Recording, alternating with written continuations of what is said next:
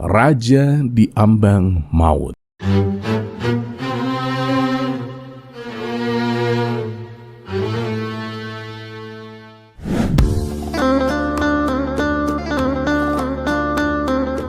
Assalamualaikum warahmatullahi wabarakatuh. Semoga semua kebaikan terlimpah kepada kita semua. Amin ya rabbal alamin. Ancaman pembunuhan tak selalu membuat seorang raja takut, kadang justru membuatnya bosan. Namun siapa sangka di tengah suasana istana yang mencekam, sebuah hidangan sayur dan jawaban polos Abu Nawas justru menjadi kunci yang menghibur sang raja dan membuat semua ketegangan runtuh oleh tawa. Dan inilah kisah selengkapnya.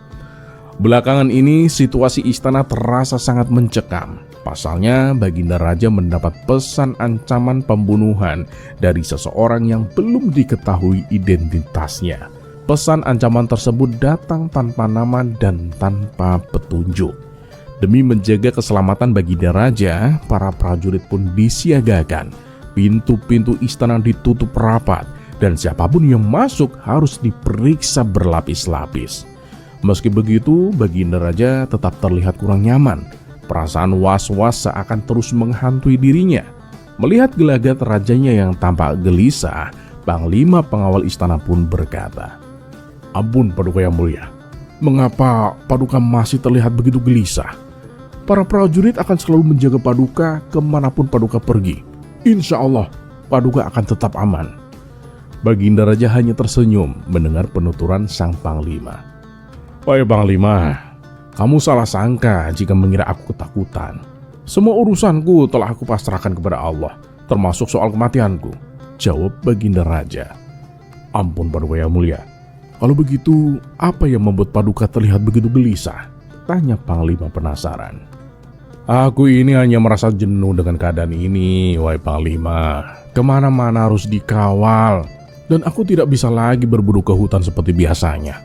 Padahal aku kan butuh hiburan," jawab Baginda Raja. "Tapi ini demi keamanan Paduka. Kami tidak akan membiarkan keselamatan Paduka terancam," ujar sang Panglima. Sejenak Panglima pun berpikir, lalu berkata, "Oh, begini saja Paduka. Bagaimana kalau saya panggilkan Abu Nawas untuk menemani Paduka?" Baginda Raja terdiam sejenak. Ia baru menyadari bahwa dirinya tak terpikirkan Abu Nawas. Karena dengan kehadiran Abu Nawas tentu hatinya bisa terhibur. Benar juga kamu. Aku lupa padanya. Ayo, sekarang suruh Abu Nawas segera datang ke istana," perintah Baginda Raja. Maka beberapa prajurit kerajaan pun berangkat menuju rumah Abu Nawas. Sesampainya di sana, salah seorang prajurit berkata, "Tuan Abu, Baginda Raja memerintahkan Anda untuk segera datang ke istana." Abu Nawas yang sedang duduk santai tampak tak terlalu menghiraukannya. "Untuk apa aku ke sana? Baginda Raja mau mengerjaiku lagi ya? Aku sedang tidak semangat meladeninya. Bilang saja pada rajamu itu, Abu Nawas tidak mau datang. Kalau Baginda Raja marah dan ingin memenjarakanku, ya silakan saja tangkap aku," jawab Abu Nawas santai.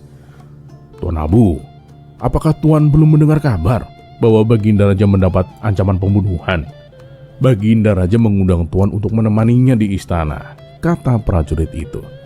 Mendengar hal tersebut, Abu Nawas pun tersentak kaget. "Wah, benar itu. Yaudah, aku akan segera ke sana," ucap Abu Nawas. Dan singkat cerita, Abu Nawas pun tiba di istana dan menghadap Baginda Raja. "Wahai Paduka yang mulia, apa benar Paduka mendapatkan ancaman pembunuhan?" tanya Abu Nawas memastikan. "Ya, benar Abu Nawas. Tapi aku sama sekali tidak merasa takut. Hidup dan matiku Allah yang menentukan. Aku mengundangmu ke sini agar kamu bisa menghiburku supaya aku tidak jenuh Abu Nawas," jawab Baginda Raja. "Baiklah Paduka yang mulia. Mulai saat ini saya akan setia menemani dan menghibur Paduka," ucap Abu Nawas. Dan sejak hari itu, Abu Nawas bukan hanya menemani Baginda Raja, tetapi juga mengatur siapa yang boleh mendekat, bahkan apa yang boleh masuk ke perut sang raja. Para pengawal pun heran, mengapa urusan keamanan raja diserahkan pada orang yang paling santai di istana. Suatu ketika saat Baginda Raja merasa lapar, ia meminta hidangan kepada Abu Nawas. Abu Nawas pun segera memerintahkan para koki istana untuk memasak hidangan sayuran yang lezat. Setelah matang, hidangan itu pun disajikan di hadapan Baginda Raja. "Wahai Abu Nawas, apakah hidangan ini aman?" tanya Baginda Raja. "Jangan khawatir Paduka, makanan ini saya jamin aman dan tidak mengandung racun. Bahkan sebaliknya, ini adalah hidangan sayuran paling enak di dunia Paduka," jawab Abu Nawas. Setelah mencicipinya, Baginda Raja pun langsung ketagihan. "Wah, kamu benar Abu Nawas. Hidangan ini sangat lezat dan enak," puji Baginda Raja. Dan sejak saat itu, hampir setiap hari Baginda Raja meminta dimasakkan sayuran tersebut. 5 hari kemudian, para koki masih memasak hidangan yang sama. Karena mulai merasa bosan, Baginda Raja berkata dengan kesal, "Singkirkan semuanya, aku benci makanan ini." Abu Nawas yang berdiri di sampingnya pun langsung menimpali. "Benar, Paduka yang mulia, sayuran ini memang sayuran paling buruk di dunia Paduka." Mendengar itu Baginda Raja pun heran. "Lah, kamu ini aneh Abu Nawas. Beberapa hari lalu kamu bilang ini hidangan paling enak di dunia. Sekarang kamu bilang ini yang terburuk. Mana yang benar?" tanya Baginda Raja. Dengan santai, Abu Nawas pun menjawab, "Paduka yang mulia, saya ini pelayan raja, bukan pelayan sayuran. Jadi apapun yang Paduka katakan, itulah yang akan saya katakan Paduka." Sejenak istana sunyi, lalu tawa sang raja pecah menggema di antara dinding-dinding yang sebelumnya tegang. Ancaman belum tentu hilang, tetapi kejenuhan sang raja telah tumbang, dikalahkan oleh sepiring sayur dan kecerdikan sederhana dari Abu Nawas.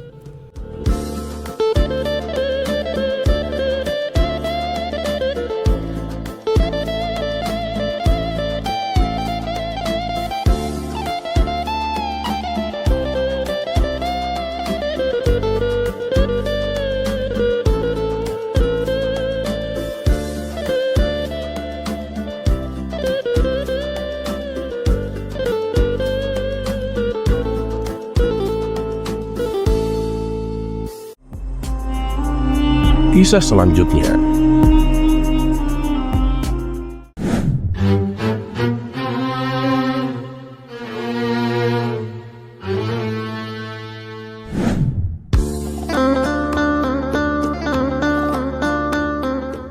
Pada suatu hari, di kota Baghdad digemparkan oleh kedatangan 2 orang tamu yang mengaku ulama besar.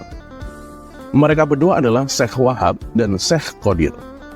Dengan berpakaian jubah serba putih layaknya orang solih, mereka menyapa masyarakat kota Baghdad. Para warga pun menyambutnya penuh penghormatan. Mereka menjamu 2 tamu agung itu dengan berbagai macam hidangan. Tidak berapa lama, terdengarlah suara azan. Syekh Wahab dan Syekh Qadir lalu pamit untuk menunaikan sholat. Mereka berdua pun diantar oleh warga sampai ke masjid. Sesampainya di masjid, Syekh Wahab melepaskan sepatunya dan membiarkannya di luar teras masjid. Sedangkan Syekh Qadir melepas sepatunya tapi membawanya masuk dalam masjid. Sementara Syekh Wahab dan Syekh Qadir melaksanakan sholat, terjadilah percakapan warga yang ada di situ. "Coba, menurut kalian, di antara kedua orang itu, siapa yang lebih alim?" tanya salah satu dari mereka. "Kalau menurut saya sih, Syekh Wahab yang lebih alim, karena membiarkan sepatunya di luar. Itu menunjukkan kalau beliau mempercayakan segala sesuatunya kepada Allah," jawab warga yang lain. Namun ada juga warga yang berpendapat kalau Syekh Qadirlah yang lebih alim, sebab dengan dirinya membawa sepatu ke dalam masjid, itu menunjukkan kehati-hatiannya. Kemudian salah seorang dari mereka berkata, "Lebih baik kita tanyakan langsung kepada kedua tamu kita itu. Pasti beliau-beliau ini mempunyai alasannya masing-masing." "Nah, itu benar. Itu lebih tepat," timpal lainnya. Ketika Syekh Wahab dan Syekh Qadir itu selesai sholat, mereka ditanya secara terpisah oleh kedua kelompok yang berbeda pendapat tadi. Pertama mereka menanyai Syekh Wahab, "Wahai Tuan Syekh, tadi sewaktu di masjid, kok Anda meninggalkan sepatu di luar teras masjid? Padahal Syekh Qadir membawa sepatunya masuk ke dalam. Dengan tersenyum, Syekh Wahab menjawab, jadi alasan saya meninggalkan sepatu karena segala sesuatu saya pasrahkan kepada Allah. Kalaupun sepatu saya dicuri orang, maka akan saya ikhlaskan dan tidak akan menganggapnya sebagai pencuri. Justru saya akan mendoakan agar sepatuku menjadi kebaikan bagi dirinya. Mendengar jawaban Syekh Wahab, masyarakat pun terkagum-kagum dengan kerendahan hatinya. Kemudian giliran Syekh Qadir yang ditanya, "Wahai Tuan Syekh, kenapa sih Anda membawa masuk sepatu ke dalam masjid?" Padahal Syekh Wahab membiarkan sepatunya di luar teras masjid. Mendapat pertanyaan seperti itu, Syekh Qadir pun tersenyum. Lalu ia menjawab, "Kalau saya biarkan sepatuku di luar, saya khawatir akan menggoda seseorang untuk mencurinya. Nah, jika sampai kubiarkan itu terjadi, maka ketika sepatuku dicuri, saya juga ikut menanggung dosanya, karena saya telah ikut andil menggoda seseorang untuk mencuri. Oleh sebab itulah, saya membawa masuk sepatu ke dalam masjid," kata Syekh Qadir mencoba menjelaskan. Masyarakat kembali terkagum-kagum dengan jawaban Syekh Qadir. Mereka pun memuji kealiman dua tamu agung tersebut. Tak berapa lama kemudian datanglah Abu Nawas di tengah-tengah mereka. "Aduh, kalian semua itu gampang terlena dengan perkataan yang terkesan bijak, padahal biasa saja," kata Abu Nawas kepada warga yang berkumpul. "Maksudnya gimana, Abu Nawas? Kedua tamu itu kan memang orang alim. Mereka berdua juga bijak dalam bertutur kata," balas salah satu warga. Abu Nawas lalu menjelaskan, "Coba kalian perhatikan antara sepatu yang dipakai Syekh Wahab dan Syekh Qadir. Keduanya berbeda. Syekh Wahab membiarkan sepatunya di luar karena memang sepatunya sudah butut. Dan mana mungkin ada maling yang tergoda untuk mencurinya," ujar Abu Nawas sambil menuding sepatu yang sedang dipakai Syekh Wahab. "Nah, kalau sepatu yang dipakai Syekh Qadir itu masih bagus. Dan aku kira harganya juga pasti mahal. Oleh sebab itulah ia khawatir sepatunya akan hilang. Makanya sepatunya ia bawa masuk ke dalam masjid. Kalian semua jangan terlena dengan seseorang yang mengaku berilmu hanya karena penampilan dan tutur katanya. Tapi kalian juga harus mengetahui sejauh mana kepandaian ilmu agamanya." Mendengar perkataan Abu Nawas itu, Syekh Wahab dan Syekh Qadir pun dibuatnya keki. Mereka berdua tahu betul siapa itu Abu Nawas. Akhirnya mereka memutuskan untuk pergi meninggalkan kota Baghdad. Terlepas apakah cerita ini adalah cerita fiksi atau kenyataan, karena hikmah adalah barang hilang seorang muslim. Di mana ia menemukannya, maka ia berhak mengambilnya.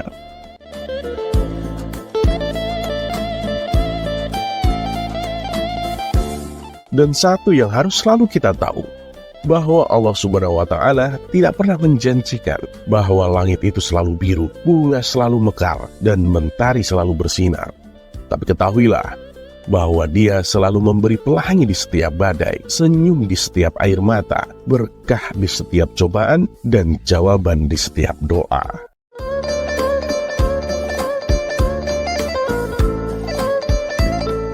Dan seperti biasa, terima kasih. Wassalamualaikum warahmatullahi wabarakatuh.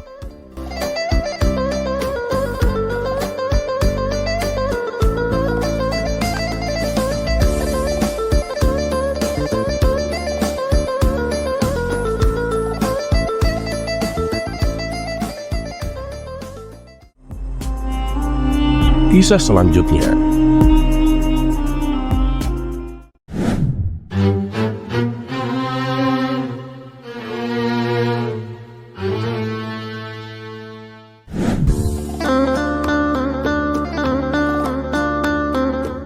Suatu hari, seorang pemuda datang menemui Abu Nawas. Pemuda itu tampak bingung dan resah. Ia pun berkata, "Wahai Abu Nawas, aku ingin sekali tahu bagaimana membedakan orang yang jujur dari yang munafik.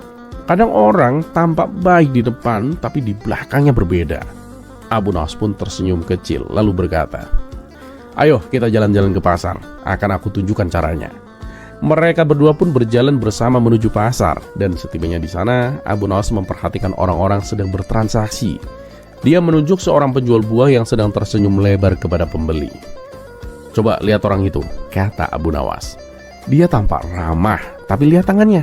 Ketika menimbang buah, dia diam-diam mengurangi beratnya. Senyumnya manis, tapi perbuatannya curang. Inilah contoh orang munafik." Pemuda itu pun mengangguk, namun belum puas. "Apakah hanya dengan tindakan curang kita bisa menilai seseorang menjadi orang munafik, Abu Nawas?" Abu Nawas pun tertawa kecil, lalu mengajak pemuda itu ke rumah seorang pejabat yang terkenal sangat dermawan. Mereka tiba di rumah pejabat itu, dan Abu Nawas pun mengetuk pintunya. Pejabat itu keluar dengan senyuman lebar. "Selamat siang, Abu Nawas. Apa yang bisa aku bantu?" Abu Nawas pun menjawab, "Tuan, kami hanya ingin bertanya, bagaimana pendapatmu tentang amal dan sedekah?"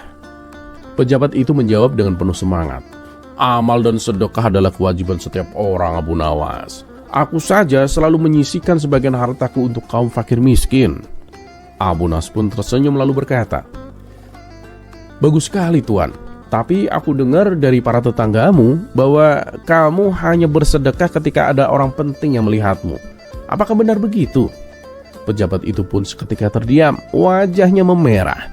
Dia mencoba tertawa untuk menutupi rasa malunya.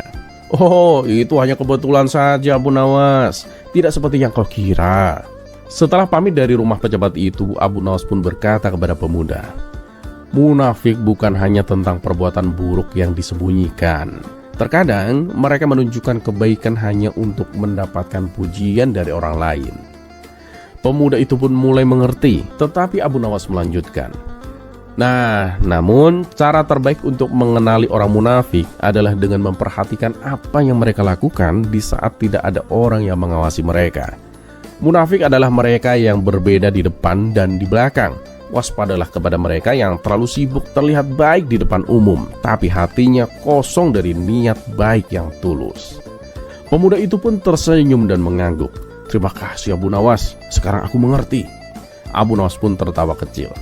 "Ingatlah pemuda, kejujuran tidak selalu ada di permukaan. Terkadang kamu harus lebih jeli melihat apa yang ada di balik senyuman dan kata-kata yang manis."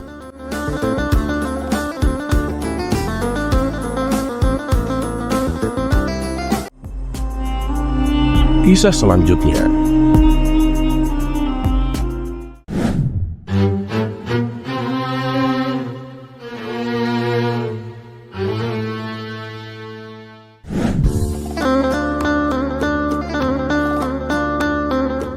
Sore itu, di tengah obrolan santai di pasar, seorang pemuda yang sering gelisah datang kepada Abu Nawas.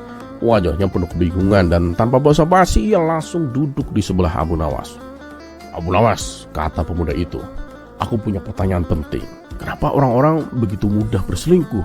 Padahal mereka sudah punya pasangan yang baik. Bukankah seharusnya mereka bisa menjaga kesetiaan, Abu Nawas?" Abu Nawas pun menatap pemuda itu dengan tatapan tenang, lalu tersenyum. "Wah, pertanyaan yang sulit ini. Tapi mari kita coba jawab dengan cara yang sederhana." Abu Nawas kemudian berdiri dan mengajak pemuda itu berjalan menuju sebuah kedai kue yang terkenal di kota. Di kedai tersebut ada dua jenis kue yang sangat digemari orang-orang. Yang satu adalah kue coklat lezat yang sudah terkenal kelezatannya.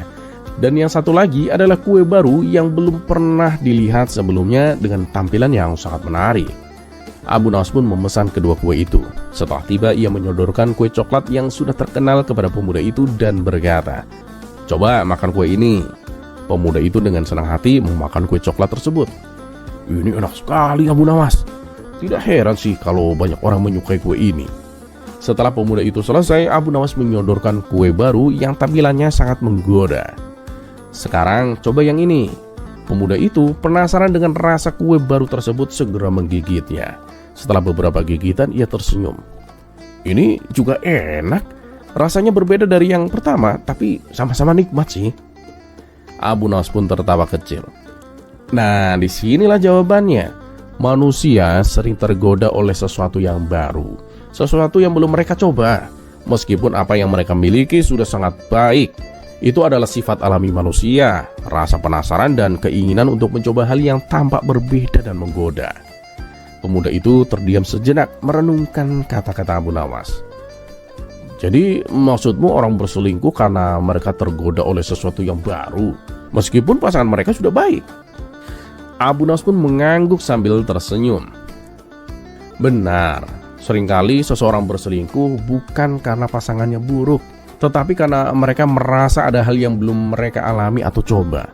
Padahal seperti halnya kue tadi, yang sudah mereka miliki sebenarnya sudah cukup nikmat dan memuaskan.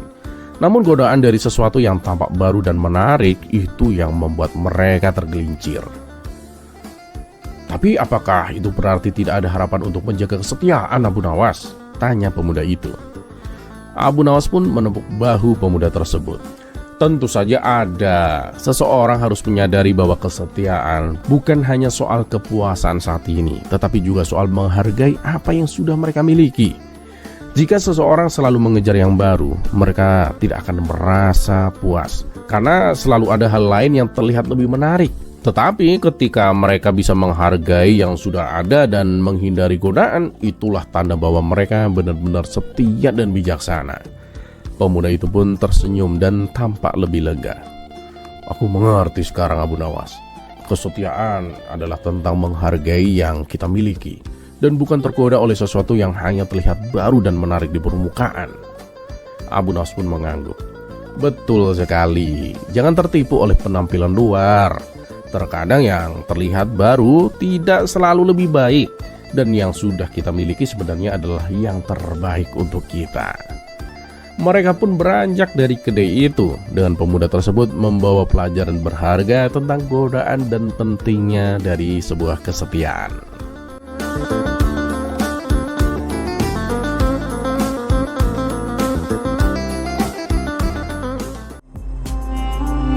Kisah selanjutnya.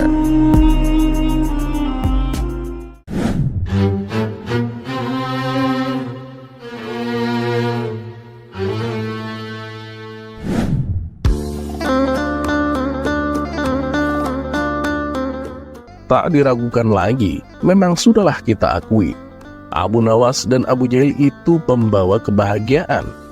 Setiap kehadiran mereka selalu mengundang gelak tawa. Bahkan kejadian yang seram sekalipun tak luput dari kekonyolan mereka.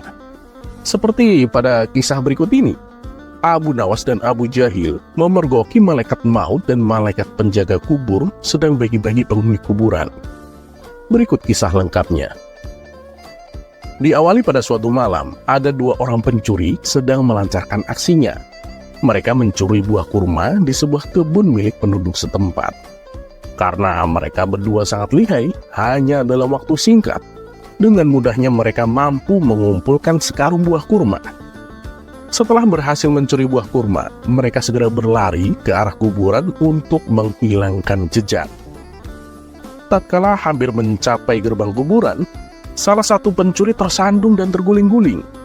Akibatnya, dua buah kurma terlontar dari karung jatuh tepat di depan gerbang kuburan. Tapi karena terburu-buru, mereka pun meninggalkannya begitu saja. Dua pencuri ini langsung masuk ke tengah kuburan untuk bersembunyi. Ketika dirasa sudah aman, kedua pencuri ini lalu membagi hasil curiannya. Kamu satu, aku satu. Kamu satu, aku satu. Begitu seterusnya. Saat kedua pencuri ini sedang sibuk menghitung, lewatlah Abu Jahil. Mendengar ada suara aneh di tengah kuburan. Kaget, takut, dan ngeri seketika dirasakan oleh Abu Jahil. Ia pun mempercepat langkahnya meninggalkan kuburan sambil mulutnya komat kamit membaca doa. Dan saat di tengah perjalanan pulang, Abu Jahil berpapasan dengan Abu Nawas yang kebetulan juga sedang jalan sendirian.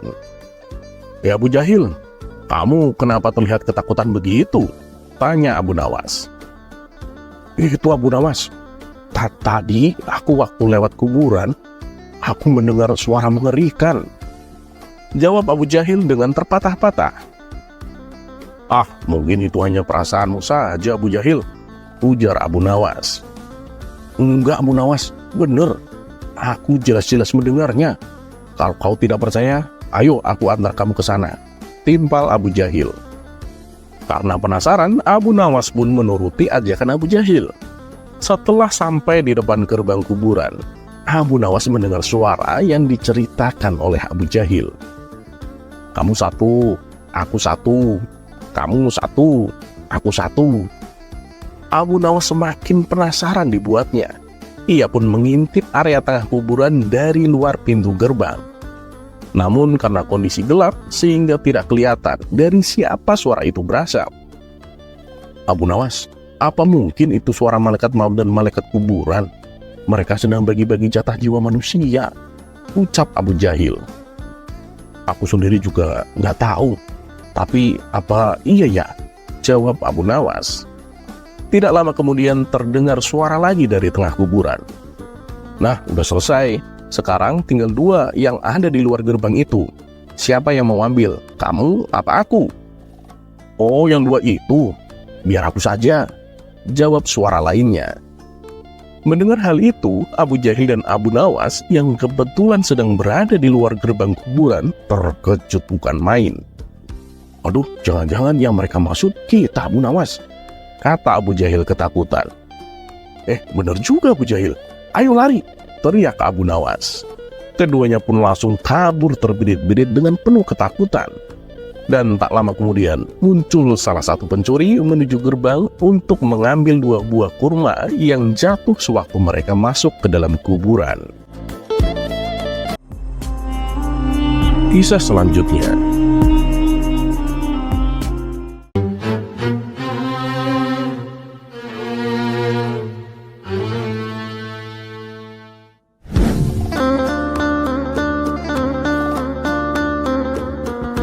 Suatu saat, jabatan Hakim Agung kosong sejak kematian pejabatnya, yaitu Syekh Maulana.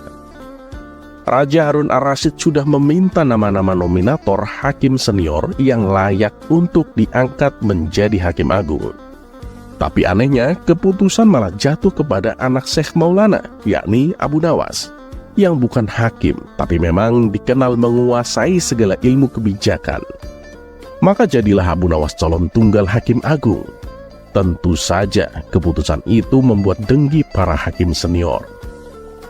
Abu Nawas cemas mendengar keputusan rajanya itu. Apalagi intrik panas mulai berhembus. Gosip soal kolusi dan nepotisme disorot dalam pengisian jabatan di institusi hukum itu. Harta kekayaannya ada yang mengusut. Maka Abu Nawas mulai tersenyum dan tertawa sendiri setelah mendapat undangan tes kelayakan dari istana. Abu Nawas keluar rumah. Dia mengambil pelepah daun kurma yang jatuh di halaman.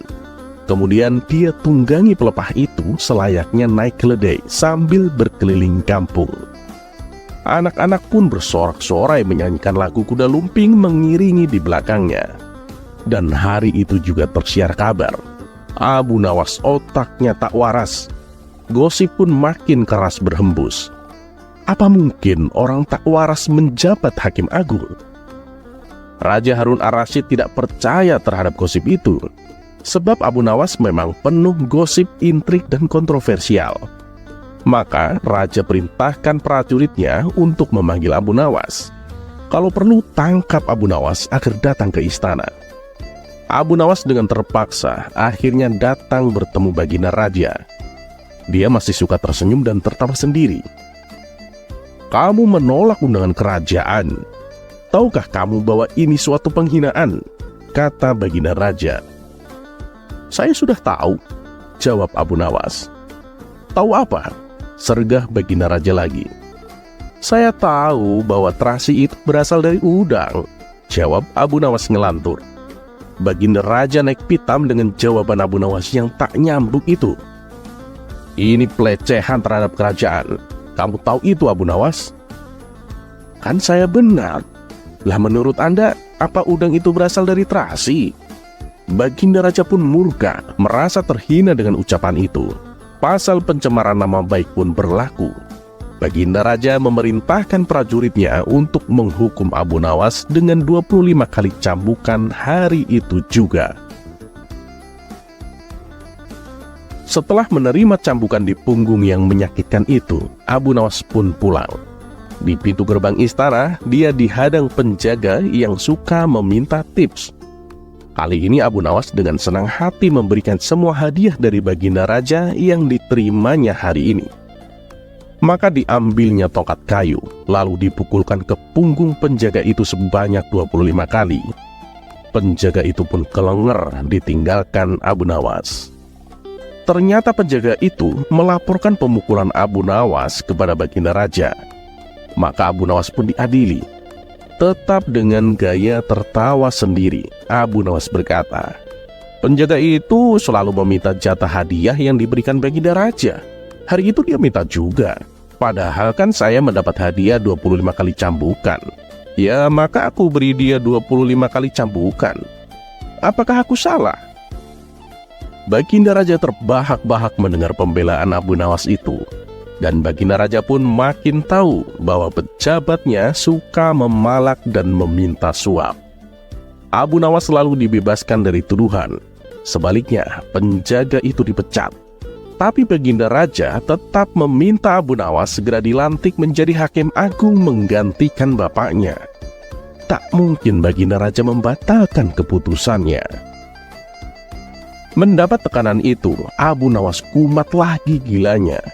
Kali ini dia mengundang orkes dangdut di kuburan bapaknya, bernyanyi dan berpesta di atas kuburan. Masyarakat heboh, gosip mendidih. Calon hakim agung penyakit gilanya makin tinggi. Tapi ada juga yang kasihan karena menduga Abu Nawas stres ditinggal mati oleh bapaknya. Intrik makin memanas. Pejabat istana berkumpul untuk mendesak baginda raja agar membatalkan pengangkatan Abu Nawas menjadi hakim agung. Baginda raja pun terpaksa menuruti dengan memilih satu di antara hakim senior lalu melantiknya. Mendengar berita ada pengangkatan hakim agung baru, Abu Nawas mendadak sembuh total, otaknya waras lagi. Tetangga dekat Abu Nawas ada yang bertanya, kenapa Abu Nawas membuang kesempatan menjadi hakim agung dengan berpura-pura gila? Abu Nawas lalu bercerita bahwa dia pernah dipanggil bapaknya menjelang kematiannya. Dimintanya Abu Nawas mencium telinga bapaknya. Abu Nawas mendapati telinga kanan berbau harum, sedangkan telinga kiri berbau busuk. Ya, itulah susahnya menjadi penegak hukum. Aku berusaha berlaku adil sehingga telinga kananku berbau harum. Tapi masih ada saja ketidakadilan yang tanpa sengaja aku buat, sehingga membuat telinga kiriku berbau busuk. Ujar Abu Nawas menirukan kata bapaknya. Ya, karena itulah aku tak mau menjadi hakim, karena aku khawatir dua telingaku berbau busuk semua, ujar Abu Nawas. Tetapi hanya berselang 1 tahun, hakim agung yang sebelumnya dilantik meninggal dunia. Dalam mencari pengganti hakim agung, baginda raja pun masih sangat percaya dengan kemampuan Abu Nawas untuk dilantik menjadi hakim. Berbagai usaha baginda raja lakukan untuk membujuk Abu Nawas agar mau menjadi hakim agung, mulai dengan cara merayunya sampai dengan cara paksaan. Namun Abu Nawas selalu saja menolaknya. Hingga pada suatu hari baginda raja mendatangi rumah Abu Nawas. Abu Nawas, aku tidak mau tahu. Pokoknya kamu besok harus ke istana dan bekerja menjadi hakim agung. Kalau sampai nggak datang, kamu dan keluargamu akan aku usir dari Baghdad, ancam baginda raja. Setelah berkata demikian, baginda raja langsung kembali ke istana tanpa menunggu jawaban dari Abu Nawas. Dan selepas kepergian baginda raja, sang istri menjadi khawatir. Suamiku, lebih baik kau turuti saja permintaan baginda raja daripada kita harus diusir dari sini, kata sang istri cemas. Abu Nawas hanya bisa terdiam. Sungguh keterlaluan baginda raja, ia berlaku sewenang-wenang, kata Abu Nawas dalam hati. Abu Nawas pun merasa bingung. Kalau ia menolak menjadi hakim, ia kasihan melihat istri dan anaknya terusir dari kota Baghdad. Sedangkan kalau ia menerimanya, ini bertentangan dengan hati nurani.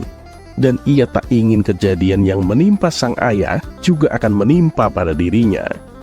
Tidak berapa lama kemudian, muncullah ide cemerlang di benak Abu Nawas. "Istriku, kamu jangan khawatir. Besok aku akan ke istana untuk menjadi hakim," tutur Abu Nawas. Sang istri yang tadinya gelisah kini tersenyum bahagia. Dan pada esok paginya, pergilah Abu Nawas ke istana untuk menjalankan tugas. Melihat kedatangan Abu Nawas, Baginda Raja merasa senang karena mengira ancamannya telah berhasil. Tetapi dalam hati ia merasa ragu. Jangan-jangan kedatangan Abu Nawas untuk mengajukan keberatannya. Dan untuk meyakinkan, Baginda Raja lalu bertanya, "Abu Nawas, kau datang ke sini untuk menolak menjadi hakim atau menerima menjadi hakim?" Dengan tersenyum, Abu Nawas menjawab, "Hamba siap menjadi hakim, Paduka Yang Mulia." Mendengar hal itu, Baginda Raja pun merasa lega. "Baiklah Abu Nawas, sekarang duduklah di sampingku," perintah Baginda Raja. Ketika keduanya sedang asik berdiskusi, datanglah seseorang mengadukan persoalan menyangkut tetangganya. Setelah mendengar dengan seksama keluhan orang tersebut, Abu Nawas memberi keputusan. "Sepertinya pendapatmu tentang tetanggamu itu benar adanya." Selepas kepergian orang itu, tidak berselang lama, gantian tetangganya datang untuk melapor. Ia juga mengadukan persoalan menyangkut pelapor sebelumnya. Abu Nawas pun mendengarkan dengan seksama keluhan dan laporan tetangganya itu. Setelah selesai ia mendengarkan, Abu Nawas kemudian berkata, "Apa yang kau laporkan dan yang kau ceritakan itu, sepertinya pendapatmu tentang orang itu benar adanya." Sementara Baginda Raja yang sedari tadi mendampingi merasa heran dengan keputusan Abu Nawas. "Kamu ini gimana sih Abu Nawas? Kenapa kau benarkan pendapat kedua orang tersebut? Harusnya kan kamu luruskan persoalan ini agar keduanya bisa akur kembali," tutur Baginda Raja. "Oh begitu ya caranya Paduka," ujar Abu Nawas. "Ah payah kamu. Kalau caramu memutuskan masalah seperti ini, percuma saja kau menjadi hakim. Lebih baik aku cari orang lain saja," sesal Baginda Raja. Abu Nawas pun kemudian disuruh pulang dan batal dijadikan sebagai hakim agung. Dalam hati, Abu Nawas merasa bersyukur keluarganya tidak jadi diusir dan dirinya juga tidak diangkat menjadi hakim.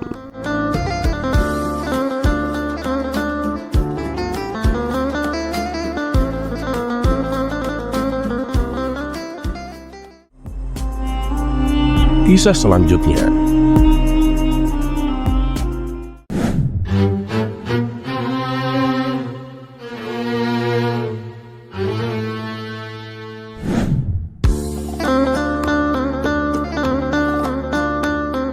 Abu Nawas sudah sering menolak untuk dijadikan pejabat istana oleh Baginda Raja Harun ar-Rasyid. Bukan karena dia tak butuh uang. Ini lebih kepada Abu Nawas muak dengan kehidupan para pejabat yang penuh dengan intrik, konspirasi, dan perbuatan yang kurang terpuji. Dan memang, Abu Nawas lebih suka membantu orang-orang kecil yang terkena masalah, apalagi kalau bermasalah dengan seorang pejabat. Dan tak tanggung-tanggung, bila memakai ucapan tak berhasil, Abu Nawas tak segan-segan bermain fisik. Bahkan Abu Nawas berani meminta makhluk astral untuk membantunya. Seperti pada kisah kali ini, Abu Nawas meminta bantuan kepada malaikat untuk memberikan pelajaran kepada seorang pejabat yang bejat. Dan kisah ini berawal dari adanya seorang pencuri di kota Baghdad. Si pencuri itu sebenarnya sering tertangkap oleh warga. Namun anehnya, ia tidak pernah jera dengan perbuatannya. Suatu hari, ia mencuri di rumah salah seorang saudagar kaya raya. Ketika sedang menjarah barang-barang berharga, dia kepergok oleh si pemilik rumah. Saudagar kaya tersebut langsung berteriak minta tolong. Mendengar ada teriakan, para warga langsung berlari menuju rumah saudagar kaya itu. Mereka lalu mengepung si pencuri agar tak bisa melarikan diri. Tapi anehnya, si pencuri tampak terlihat tenang. Dia sama sekali tidak ada niat kabur. Justru ia menghampiri warga yang mengepungnya. Tentu saja, warga langsung membekuknya. Bahkan ada beberapa orang yang hendak memukuli, dan ada juga yang ingin melemparinya dengan batu. Di saat itulah, dengan ajaib, datang menteri istana untuk mengamankan si pencuri. Kalian tidak boleh main hakim sendiri. Jangan sampai ada yang memukul si pencuri ini, apalagi melemparinya dengan batu, teriak Tuan Menteri kepada para warga. Tapi Tuan, dia sudah sering mencuri. Kami sudah sangat geram dengan ulahnya. Biarlah kami memukulinya, biar kapok dia, sahut salah seorang warga. Kita lempari batu saja kepalanya, biar nggak meresahkan warga, timpal warga lain. Melihat emosi warga yang mulai tak terbendung, Tuan Menteri lalu berkata, "Silakan, kalian boleh memukul atau melempar batu ke pencuri ini. Tapi ada syaratnya." "Apa syaratnya Tuan? Kami sudah nggak sabar mengajarnya," tanya para warga penasaran. "Syaratnya, siapapun yang tak pernah memiliki kesalahan boleh memukulinya. Tapi ingat, kalau sampai ada orang yang memukuli si pencuri ini, sedangkan dia sendiri pernah melakukan kesalahan, aku tak segan-segan akan menghukumnya," kata Tuan Menteri menjelaskan dengan persyaratan tersebut. Para warga hanya terdiam, sebab mana mungkin ada manusia yang tidak punya salah. Bahkan anak kecil pun pernah melakukan kesalahan. Akhirnya para warga membubarkan diri, sementara si pencuri dibawa oleh Tuan Menteri dengan dalih akan diproses di pengadilan. Tapi kenyataannya di tengah jalan si pencuri malah dibebaskan dan disuruh pulang. Dan usut punya usut, ternyata si pencuri itu masih mempunyai ikatan saudara dengan Tuan Menteri. Ponakannya mungkin, sepupunya, atau apalah. Yang jelas si pencuri itu masih saudaranya Tuan Menteri. Beberapa hari kemudian, si pencuri ini kembali beraksi. Dan setiap kali tertangkap warga, Tuan Menteri selalu datang menolong. Begitulah seterusnya. Sampai-sampai ketika ada aksi pencurian, warga sudah enggan menggubrisnya. Jangankan mengepung, mengejar, atau menangkapnya. Berteriak minta tolong pun warga sudah bosan. Karena percuma, ujung-ujungnya si Tuan Menteri datang bak pahlawan kesiangan mengamankan si pencuri dengan dalih tidak boleh main hakim sendiri dan akan diproses di pengadilan. Hingga pada suatu ketika, si pencuri nekat menyatroni rumah Abu Nawas. Karena ia tahu saat itu Abu Nawas baru saja mendapat hadiah emas dari baginda raja. Ketika si pencuri masuk ke rumah dan hendak mengambil emas tersebut, Abu Nawas keburu memergokinya. "Woi maling, kurang ajar," ucap Abu Nawas. Bukannya kabur, si pencuri malah dengan santai tenang berjalan lewat depan Abu Nawas dan akan keluar meninggalkannya. Tentu hal ini membuat Abu Nawas bertambah emosi. Abu Nawas langsung memukul dan membekuknya. Si pencuri pun berteriak kesakitan. Mendengar ada kegaduhan di rumah Abu Nawas, warga-warga pun segera berdatangan. "Ada apa nih Abu Nawas?" tanya salah satu warga. "Orang ini mencuri di rumahku," jawab Abu Nawas. "Lagi-lagi dia, gak ada kapoknya," ucap salah satu warga. "Percuma ditangkap, tak lama lagi juga pasti dibebaskan sama si menteri," ujar warga yang lain. "Udah, kita gebukin aja rame-rame sebelum si menteri itu datang," sahut warga yang lain. Tapi sayangnya niat tersebut tak terlaksana, sebab Tuan Menteri dan para pengawal segera mendatangi rumah Abu Nawas. Tuan Menteri lalu mengamankan si pencuri dengan melepaskannya dari tangan warga. Si pencuri kini berdiri di samping Tuan Menteri. "Sudah aku peringatkan berkali-kali, kalian ini tidak boleh main hakim sendiri. Kalau ada yang berani menyakitinya, aku nggak segan-segan menghukum kalian," ancam Tuan Menteri kepada para warga. "Tapi silahkan, siapa saja yang tidak pernah memiliki kesalahan selama hidupnya, boleh memukul atau melempar batu ke pencuri ini. Ayo silahkan, kalau kalian memang merasa suci," bentak Tuan Menteri. Mendengar itu, para warga pun terdiam seketika. Tapi tidak bagi Abu Nawas. Diam-diam ia mengambil 2 batu besar lalu dilemparkan ke atas secara bersamaan. Saat 2 batu tersebut kembali turun, masing-masing mengenai kepala si pencuri dan Tuan Hakim. Sontak si pencuri langsung pingsan jatuh tersungkur. Dari kepalanya keluar darah mancur bercucuran. Begitu juga dengan Tuan Menteri. Meski tidak pingsan, dia mengalami sakit yang luar biasa di kepalanya, hingga bercucuran darah yang cukup banyak. "Kurang ajar, siapa yang berani melempar batu?" teriak Tuan Menteri penuh emosi. Dikarenakan takut menjadi sasaran amukan Tuan Menteri, orang-orang di sana lalu menunjuk bahwa Abu Nawaslah pelakunya. "Kurang ajar kau, Abu Nawas. Akan aku hukum berat kamu," bentak Tuan Menteri. "Loh, salahku di mana? Kok tiba-tiba aku dihukum?" tanya Abu Nawas berpura-pura. "Lancang kamu, Abu Nawas, berani melempari kepalaku dengan batu," jawab Tuan Menteri.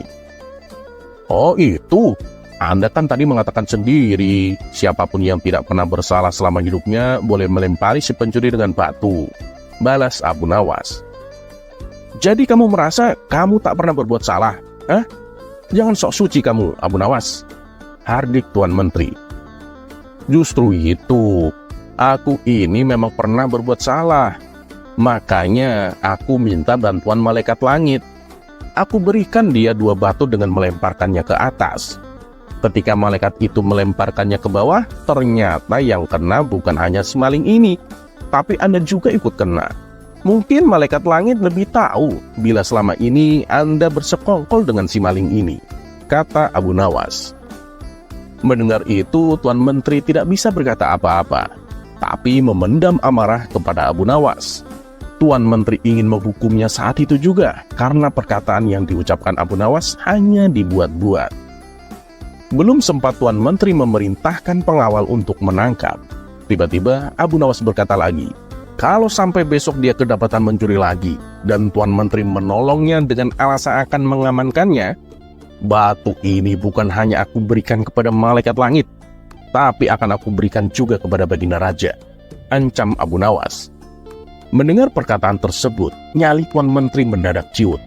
Tuan Menteri yang tadinya bersikap garang mendadak berubah menjadi santun. Sebab tahu betul betapa dekatnya Abu Nawas dengan Baginda Raja. "Maaf Tuan Abu Nawas, aku pastikan kali ini si maling akan mendapat hukuman," kata Tuan Menteri. Dan sejak saat itulah, akhirnya si pencuri menjadi jera dan tidak mengulangi perbuatannya. Karena backingannya kalah pamor dengan backingan Abu Nawas.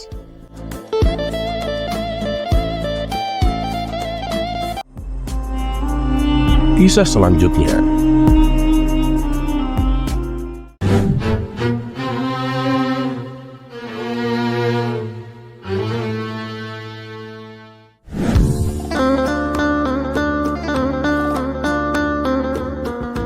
Dikisahkan ada seorang saudagari yang sangat dermawan. Setiap hari ia selalu menyantuni fakir miskin dan anak-anak yatim. Dengan kelebihan inilah, kemanapun dia pergi selalu ditemani kerabat serta para tetangganya. Hingga pada suatu hari, saat bersama kawannya, saudagar kaya raya itu terlihat murung seperti tengah memikirkan sesuatu. Melihat perilaku yang tidak biasa tersebut, salah seorang teman akhirnya bertanya, "Woi kawan, apa yang kau pikirkan? Kenapa terlihat sedih begitu?" ujar salah satu teman kepada saudagari itu. "Selama ini, dimanapun berada, aku selalu ditemani orang-orang. Apakah nanti ketika aku mati, ada yang mau menemaniku di kuburan?" kata saudagari itu. Mendengar jawaban tersebut, semua kawannya terdiam, sebab mana mungkin ada yang mau menemani mayat di kuburan. Ternyata kegelisahan saudagar tersebut terus menghampirinya sepanjang hari. Akhirnya dia menulis surat wasiat yang berisikan barang siapa yang mau menemaninya selama 40 hari di dalam kubur setelah ia mati nanti, akan diberi warisan separuh dari harta peninggalannya. Lalu ditanyakan hal itu kepada anak-anaknya untuk menjaganya di dalam kuburan nanti. "Mana mungkin kami sanggup menemani ayah, karena saat itu ayah kan sudah menjadi mayat," ujar anak-anak saudagari yang menolak permintaan tersebut. Keesokan harinya si saudagar memanggil semua kerabat yang terdiri dari kakak dan adik-adiknya. Namun lagi-lagi permintaannya ditolak karena dianggap tidak wajar. Mana ada orang yang sanggup melakukan itu, walaupun akan mendapat setengah dari hartamu, kata para kerabatnya menjelaskan. Dengan perasaan sedih, saudagar tersebut memerintah ajudannya untuk mengadakan sayembara ke seantero negeri, yang berisikan barang siapa yang mau menemaninya selama 40 hari di dalam kubur saat ia meninggal, maka akan diberi setengah harta dari kekayaannya. Tidak lama setelah sayembara itu diumumkan, sang saudagar pun meninggal dunia. Kuburannya dihias megah dengan segala perlengkapan. Di saat bersamaan, Abu Nawas mendengar sayembara itu. Dengan tergesa-gesa, dirinya menuju rumah si saudagar untuk memberitahu bahwa ia bersedia menjalani sayembara tersebut. Keesokan harinya dikuburlah si saudagar. Abu Nawas pun ikut masuk ke liang lahat sambil membawa kapak berharganya yang setiap hari menemaninya bekerja mencari kayu di hutan. Setelah seluruh pelayat pergi, hanya tersisa Abu Nawas menemani jenazah di liang lahat. Tidak lama kemudian, malaikat Munkar dan Nakir datang untuk bertanya ke jenazah tersebut. Menyadari siapa yang datang, Abu Nawas pun sedikit menjauh dari mayat saudagar itu. Dalam hati, Abu Nawas berpikir, sudah tiba saatnya mayat untuk diinterogasi. Namun ternyata, yang ditanya bukanlah mayat si saudagar, tetapi kedua malaikat itu malah menuju ke arahnya. "Apa yang kau lakukan di sini?" ujar malaikat Munkar dan Nakir. "Aku sudah menemani mayat ini selama 40 hari untuk mendapatkan setengah harta warisannya," jawab Abu Nawas. "Apa saja harta yang kau miliki?" tanya kedua malaikat lagi. "Hartaku hanya kapak ini," jawab Abu Nawas. Ternyata kedua malaikat itu terus bertanya sampai pada pertanyaan, "Di mana kamu mendapatkannya?" "Aku membelinya," jelas Abu Nawas. Dari sanalah setiap hari Abu Nawas ditanya seputar kapak dan pekerjaannya. Hingga di hari ke-40, kedua malaikat itu datang kembali dan masih bertanya seputar kapak tersebut. Tapi sebelum menjawab, Abu Nawas sudah membuka pintu kubur itu. Di luar ternyata sudah ada banyak kerabat saudagar tersebut. Abu Nawas pun berlari sambil berteriak dan berkata, "Ambil aja semua harta warisannya, aku sudah tidak menginginkannya." Mereka semua heran atas sikap Abu Nawas. Padahal sudah genap 40 hari Abu Nawas menjalankan sayembara, tapi malah tidak mau menerima hadiahnya. Dan sesampainya di rumah, Abu Nawas berkata kepada istrinya, "Aku sudah tidak menginginkan harta apapun dari mayat itu." "Kenapa kamu tolak? Padahal kan kamu sudah menyelesaikan tugas dan itu menjadi hakmu," ujar sang istri. Abu Nawas pun menceritakan pengalamannya di dalam kubur yang bertemu malaikat Munkar dan Nakir yang terus-menerus bertanya seputar kapaknya selama 40 hari. Padahal itu hanyalah sebuah kapak. Terus bagaimana kalau aku menerima setengah dari hartanya? Berapa pertanyaan dan berapa lama nanti aku ditanya? Tutur Abu Nawas.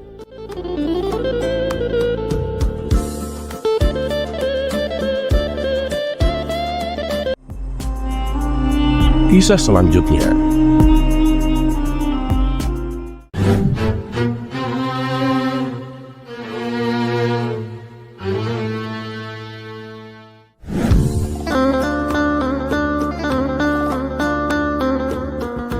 Usaha Baginda Raja untuk mengerjai Abu Nawas seakan tidak ada habisnya.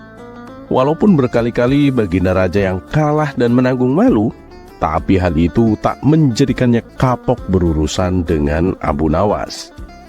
Baginya, semua tantangan yang diberikan kepada Abu Nawas hanyalah lelucon hiburan untuk menghibur dirinya, yang seharian penat dengan urusan kerajaan. Dan pada cerita kali ini, Baginda Raja memerintahkan kepada Abu Nawas untuk membawakan karpet ajaib, yaitu sebuah karpet yang bisa terbang. Kisah ini berawal ketika Baginda Raja membaca sebuah buku yang berisi dongeng seorang pemuda bernama Aladin, di mana Aladin ini mempunyai karpet ajaib yang selalu bisa membawanya terbang kemanapun ia pergi. Karena merasa tertarik dengan dongeng tersebut, Baginda Raja menyuruh Abu Nawas untuk membawakan karpet yang sama persis seperti milik Aladin. Mendengar itu, Abu Nawas pun tak habis pikir. Hanya gara-gara sebuah buku dongeng, Baginda Raja tega memberinya tugas yang sangat tidak masuk akal. Ampun Paduka yang mulia, tapi itu kan hanya sebuah dongeng Paduka. Jadi karpet yang dimiliki Aladin itu mustahil ada di kehidupan nyata Paduka, ujar Abu Nawas. Nah makanya tugasmu adalah membuatnya menjadi nyata. Kalau kamu berhasil, aku akan memberimu hadiah yang banyak. Tapi awas, kalau sampai gagal, kamu akan aku hukum, ancam Baginda Raja. Mau tidak mau, Abu Nawas pun harus melaksanakan perintah konyol rajanya tersebut. Kamu gak usah khawatir Abu Nawas, aku tidak akan memberimu tugas baru setelah kamu menyelesaikan tugas ini, kata Baginda Raja. Dengan langkah gontai, Abu Nawas pergi meninggalkan istana.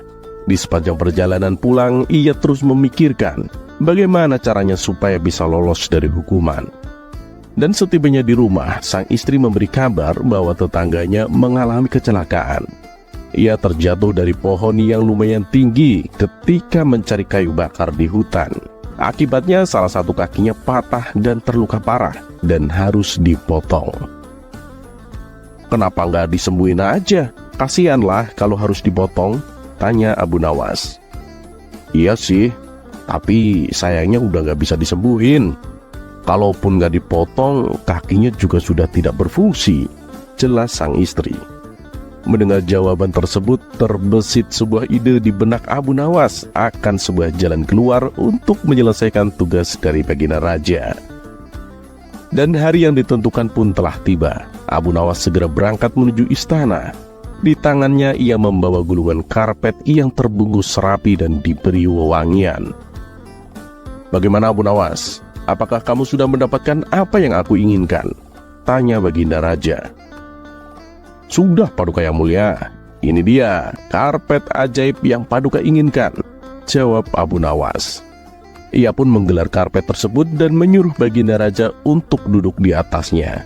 Namun setelah sekian lama duduk, karpet itu tak kunjung terbang. Abu Nawas, ini kenapa nggak terbang? Kamu jangan mempermainkanku Abu Nawas, bentak Baginda Raja. Oh tidak Paduka, mana berani saya mempermainkan Paduka. Karpet ini saya dapatkan dari jin sakti penunggu pohon Paduka, jadi nggak mungkin nggak bisa terbang. Sebentar Paduka, saya cek dulu.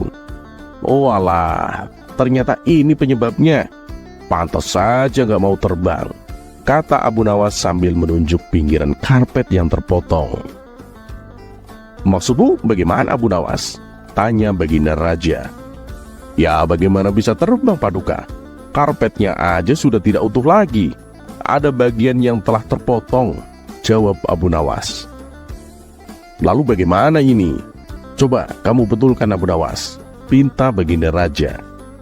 Waduh, maaf Paduka yang mulia. Tugas saya adalah membawa karpet terbang, bukan membetulkannya. Itu sudah di luar kewajiban tugas saya Paduka, jelas Abu Nawas. Terus siapa yang akan membetulkan karpet ini? Tanya Baginda Raja. Itu bukan urusan saya dong Paduka.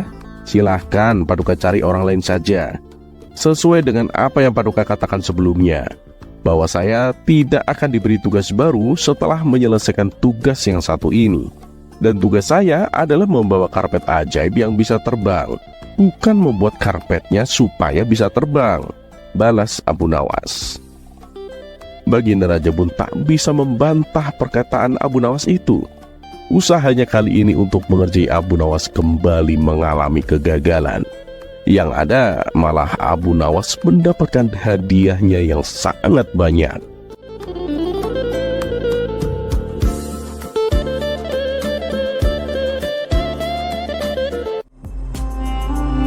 Kisah selanjutnya.